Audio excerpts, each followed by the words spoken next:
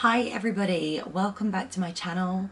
I know it has been quite a while since I posted a video and the reason for that is that I have been pregnant for the last 9 months and it has not been a particularly easy pregnancy for me. When I say that, I absolutely do not mean that I had a difficult pregnancy, because in comparison to other people it was a walk in the park. It's just that for me it was the hardest of the three, and I just basically felt rough like all the time, constantly feeling nauseous or just absolutely flat out exhausted, which I think is probably mostly to do with having 2 other children already. So having, I think the first pregnancy is very, very different from a third pregnancy. But here I am today to tell you that I have now had my baby. I had a beautiful baby girl. We didn't find out the sex, so it was a surprise. We found out the sex with both Mason and with Paige, and so this time we thought, we've got one of each, let's just have a nice surprise, which is what we did, and it was a nice surprise. So we have a gorgeous baby girl who we have named Lila. Her full name is Lila Melissa Ann Tickham. So her middle names are Melissa, which is after me because Melissa is my middle name, and Anne, which is after Lila's nanny, who is called Anne. I wanted to come here, show my face again, and talk you through my labour story. We do have some video footage which I will show you, but I just thought I would explain a few little pieces here and there just to clarify some of the information. So she was born at the time of filming this exactly 3 weeks ago, on the 7th of July 2019. And the way that my labour began was that I woke up at about 7:30, something like that in the morning, and was having what I believed were contractions, although for the first time this pregnancy I actually was getting Braxton Hicks, which I'd never experienced with my first 2 pregnancies, so I wasn't 100% certain whether I was actually in labour or not. But as the contractions continued, I soon realised that it was the same feeling as what I'd felt before and was definitely contractions, proper contractions. So I woke Kirk up at about 7:30 in the morning. Luckily my children had stayed at my mum's house the night before, so I didn't actually have to worry about where they were or how I was going to get them to my mum's house, which is where they were going to be going anyway, so that worked out quite nicely. So I'll show you some of the video footage from the first part of the day. Good morning. Ow. Oh.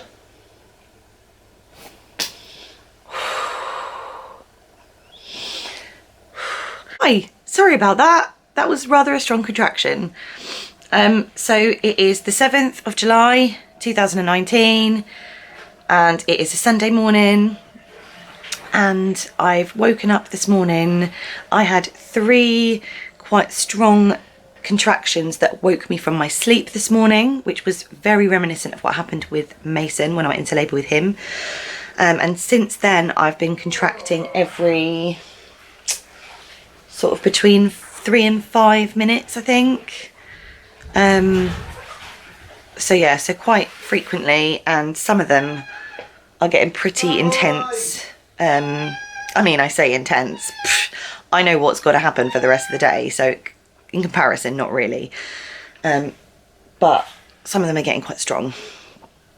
So I phoned triage, and basically I need to sit down and find out see if I can feel the baby moving, because I haven't actually felt it move this morning, but that could just be all the excitement of like, we're actually in labour and it's happening now. So I'm just sitting here drinking my cup of tea and trying to see if I can feel baby movements and timing contractions, and and I think in a minute I'm going to jump in the shower because I'm a sweaty beddy mess. And considering I can't really feel much movement, I'm thinking maybe we're going to head to the hospital just to get baby checked to make sure that they're okay, because we don't want them to be getting upset by everything. So yeah, I'll keep you posted. It's D-Day. Oh God, I know what I've got to do. So, I'm showered. Kirk is showered. And it's definitely not time to be going to the hospital yet, because I can still mostly talk through the contractions and just have to kind of fidget about a bit until they pass. But we are going anyway, because I've not felt an awful lot of movement from the baby. So we're going to go and get hooked up to the machines and just check that baby's okay, because obviously we don't want baby to be in distress or anything. And reduced movements is quite, like, it's taken very seriously. So so yeah, so we're on our way to the hospital now, and I'm looking really not very attractive at all. Basically, we'll probably just be sent home. They'll probably just monitor and then be like, yeah, baby's fine, don't worry about it, off you pop, come back later when the shit hits the fan. So we shall see. Apparently I can't say that, but I'm in labour, I can say whatever I want to say. Let's all have a baby, we're gonna... This is all I've heard all morning, is let's all have a baby. And also, when Kirk has to rub my back through a contraction, it makes his hand really sore. So, you know, so I have to give him lots of sympathy and encouragement with that, you know, so that he doesn't get too overwhelmed by all the pain in his hand. You're a knob. I'm a knob. But yeah, so I'll keep you posted. Distract you from driving, but how are you feeling? Rested.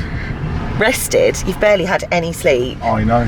What time did you get home from work last night? 4:30. 4:30 in the morning, and then I woke you up at about 6:30, I think. No, 7:30 maybe. Can't really remember. But how are you feeling? Are you excited? Of course I'm excited. And you're adamant that it's a girl, aren't you? Magpies told me. The magpies told you, yeah. Tell me on the other two and they're right. Yeah, yeah. My theory is a spot on. Do you know I've had several people tell me that they've seen 3 magpies and therefore think it's a girl. Really? Yeah. No? Yeah. Explain to the camera what my theory is. You explain it. Okay, so there's a rhyme that goes with magpies. Yeah. So 1 for sorrow, 2 for joy, 3 for a girl, 4 for a boy. And it always works out that I'm thinking, wonder what baby I'm going to have, whether it's male or female. Then I see that directly afterwards, within like a minute, I see that amount of magpies. And each time it's been right on the boy and the girl. But the day that you saw the magpies for this baby... I didn't even know we were pregnant. Didn't even know we were pregnant, did you know? We, I told you that day, didn't I? Yeah, I was thinking if I had another baby, what would it be?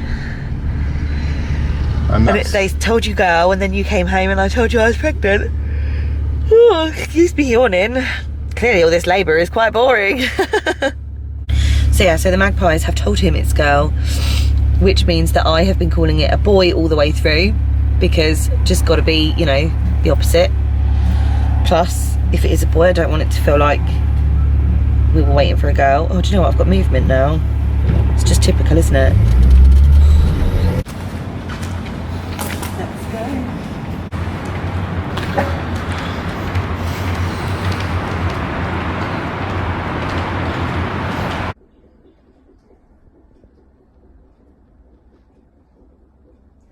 Baby's fine, apparently.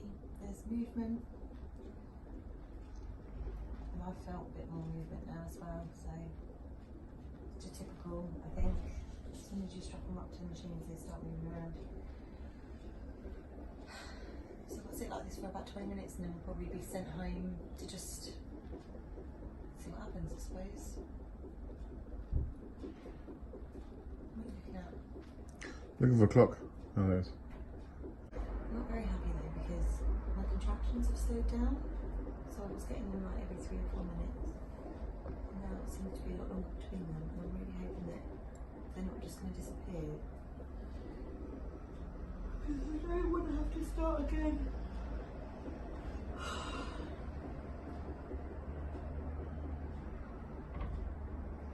So we went to the hospital, and as you can see, I was put onto the monitor and the baby was fine. She was moving around in there. I just for some reason couldn't feed it very much, but I was definitely glad to have got that checked out. I actually did feel extremely deflated. As you can see, when I left the hospital, they examined me while I was there, and she told me that I was 3 centimetres, which I was really pleased about. But she was very blasé about it and very kind of, nah, it's your 3rd baby, so 3 centimetres doesn't really mean much, which I found a bit disheartening. And also the fact that the contractions slowed down really concerned me, because I didn't want labour to just stop and go away completely. I really wanted this to be it. So it is now 3:15 in the afternoon, and not a lot has really happened. So the baby's absolutely fine, and we know that like it's moving around in there. And for some reason, when we got to the day assessment unit, my contractions kind of changed from being like every 3 or 4 minutes to every 7 or 8 minutes, which was a little bit disheartening, because I was really, well, we came away from the hospital and I just wanted to cry, because I felt like it was going to stop or slow down or something, and I really didn't want that. Oh, my dad's just arrived to pick up the stuff for the kids. One moment. Are you filming me? So now this is one happy bunny. Bouncy, bouncy and burger in hand. I'm not happy. Well, not happy, but as happy as can be. My contractions started around the same time in the morning with Mason, didn't they? And yet I was going to the hospital now. Where's she written?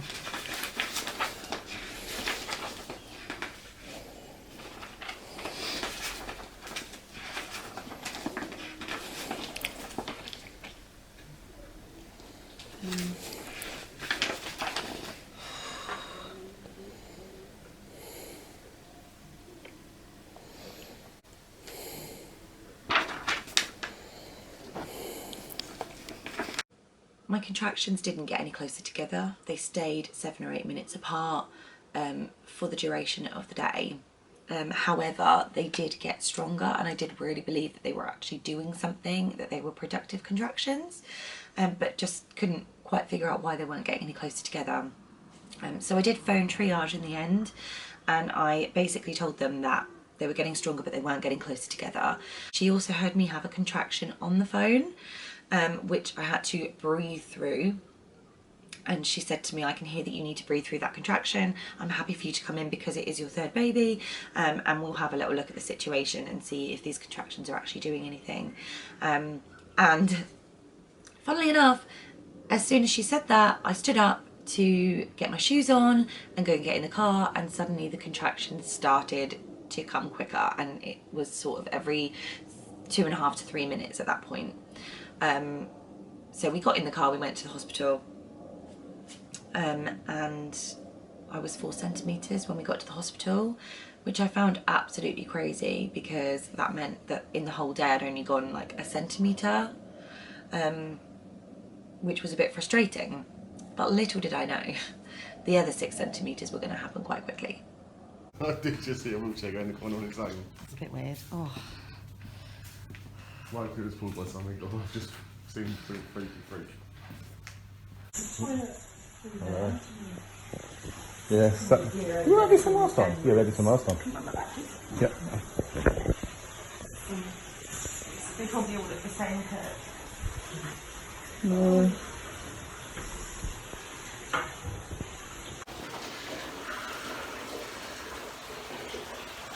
I'm in the hospital room.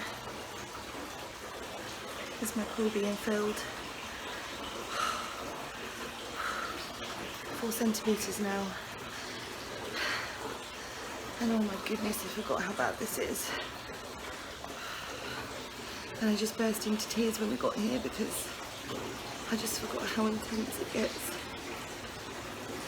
And Kirk's just gone to get my bags. And I'm going to get in the pool and I'm going to have some gas in here.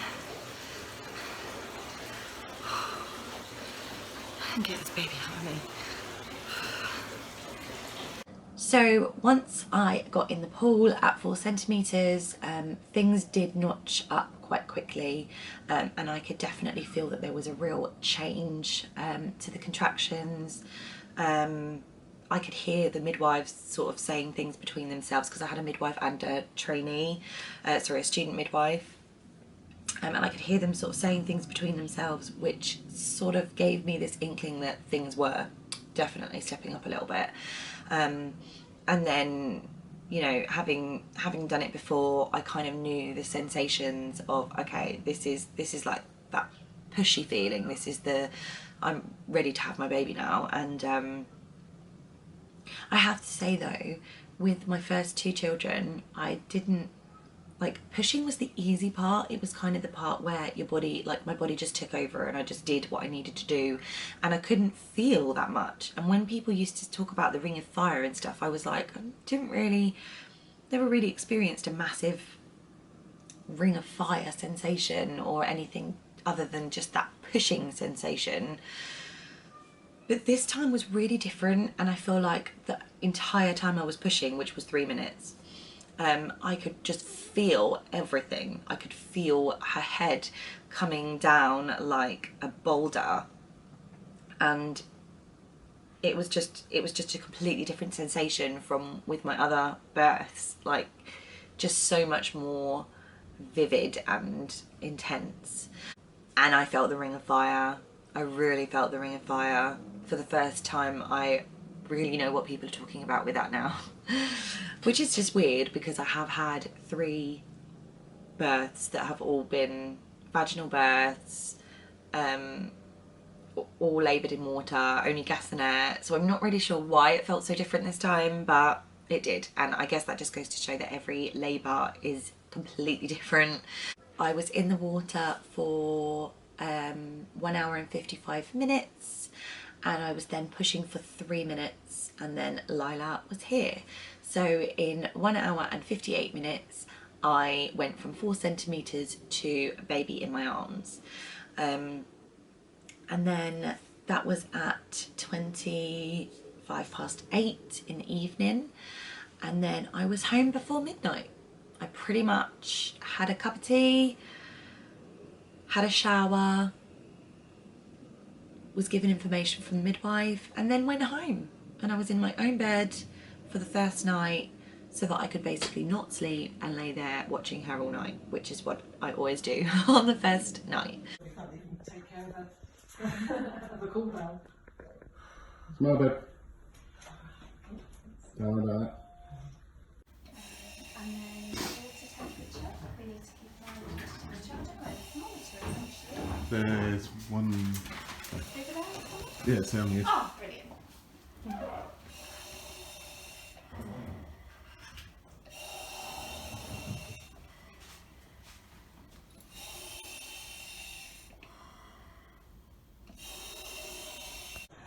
Told you before 9 o'clock, I am the baby whisperer. Tell me how to go. Don't tell us that, because you'll get a job. Tell me how to go and we'll be 100% on the nail. Hello, Hello, lovely. Oh, pop it. Here we go. There we go. Everything right? Congratulations. Hello. Well done, you did it. Do we know what it is yet? No, I've not seen it. I didn't see either. I'm going to find out what it is. Should we have a look? Here we go.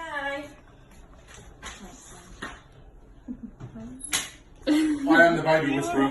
What? It's a girl. Oh. Magpie's told me 3 times. Going home! I had a baby, I had a shower. Second floor. Oh my Doors God, opening. when are you walking off? Why here? We're in the car. Where is the car? I'm alright to walk. Let's go and get baby in the car.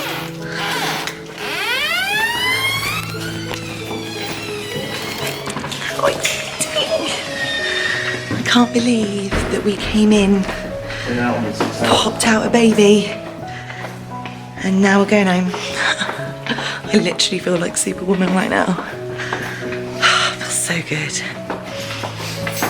Although the painkillers probably help right now.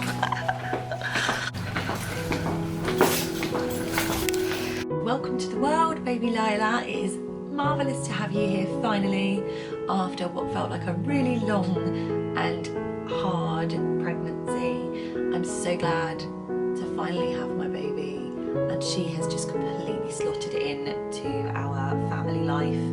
And it is true what they say, that going from 1 to 2 children is much harder than going from 2 to 3. Going from 2 children to 3 children is just perfect. She just completely slotted into life and feels like she's always been here.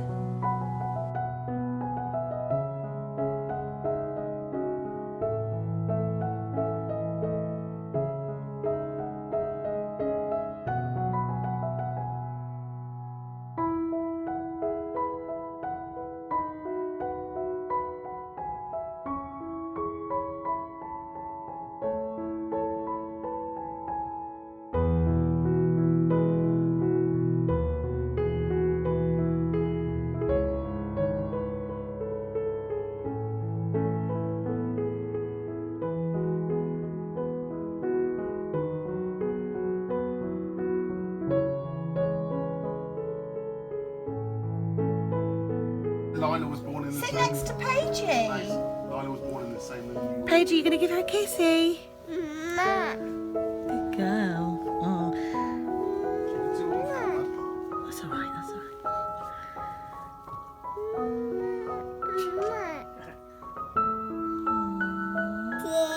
Mommy, look.